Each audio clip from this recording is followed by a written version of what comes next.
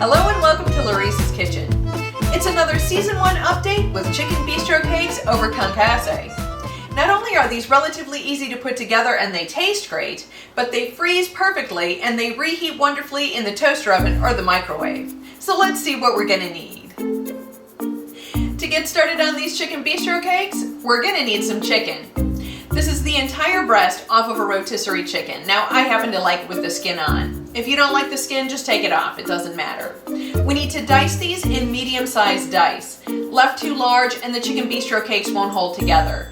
If we dice it too small, they just shred when we try to mix this up.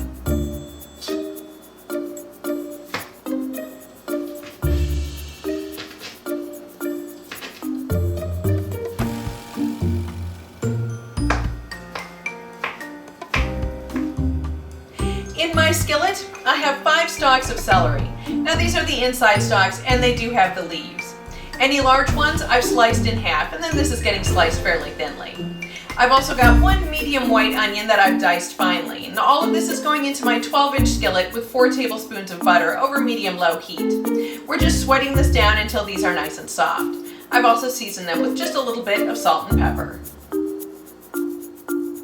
To hold these bistro cakes together, I've got 2 cups of fine dry breadcrumbs. Now, I just put a loaf of French bread through my food processor. If you're going to buy store-bought, make sure it's fine and unseasoned.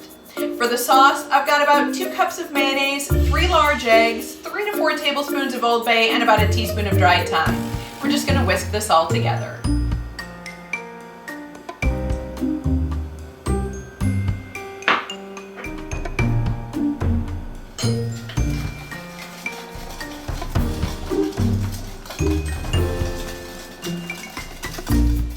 The last thing we need for these bistro cakes is parsley. I'm using fresh chopped and I'll probably use about 1/4 cup. If you're using dry, between 1 and 2 tablespoons. Let's get mixing this all together.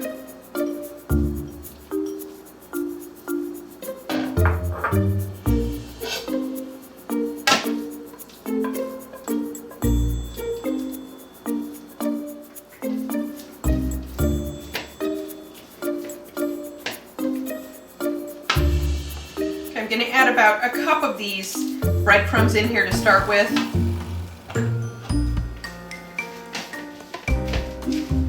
We'll definitely be adding more.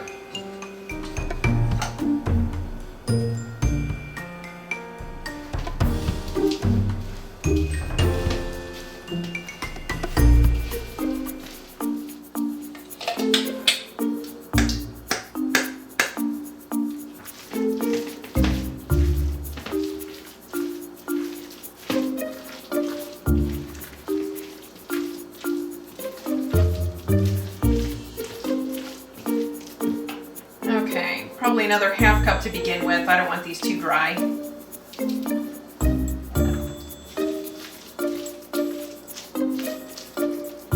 Alright, just a little bit more.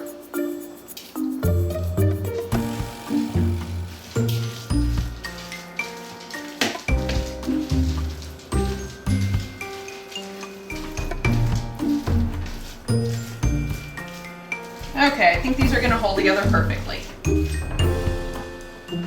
It's time to shape these bistro cakes. I'm not going to be using any fancy equipment. In fact, I'm using a 3.5-inch PVC coupler. It's sturdy, easy to clean, and you can pick them up anywhere. Now I am going to spritz the inside of this with just a little bit of non-stick cooking spray. That'll keep the uncooked bistro cakes from sticking. We should get about 10 or 11 bistro cakes, and each one of these should be about 3/4 of a cup in portion. Let's get started.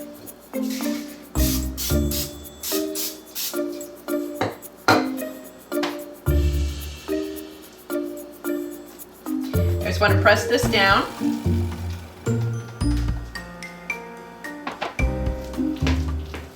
Lift up carefully. You can make these as thick as you like, but it's easier to cook when they're thinner.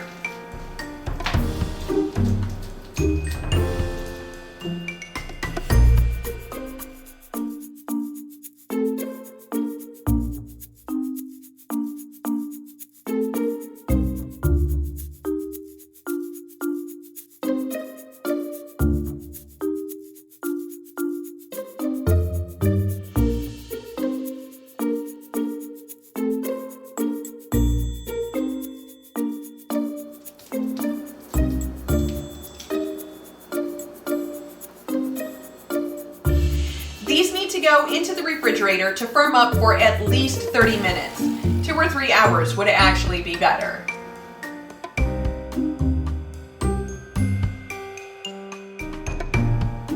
Before we get started frying our bistro cakes, we need to put our concassé together. That's incredibly simple.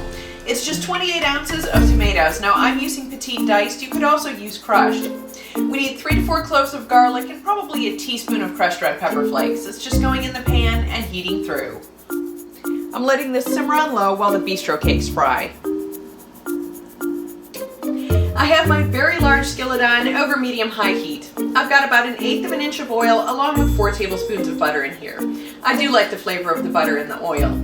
I also have a baking sheet with a rack on it to transfer my bistro cakes to once they're done frying.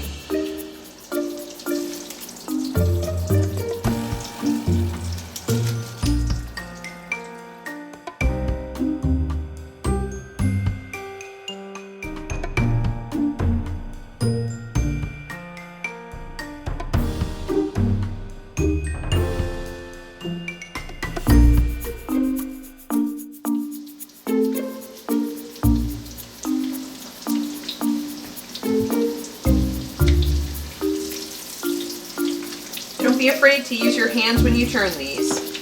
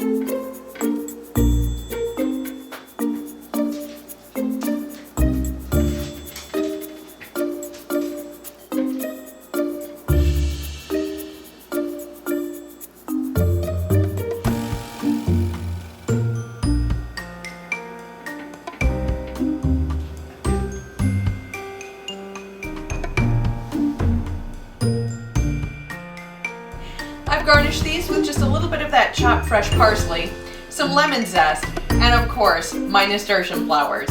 Let's give this a taste. Get a little bit of the concassé on here.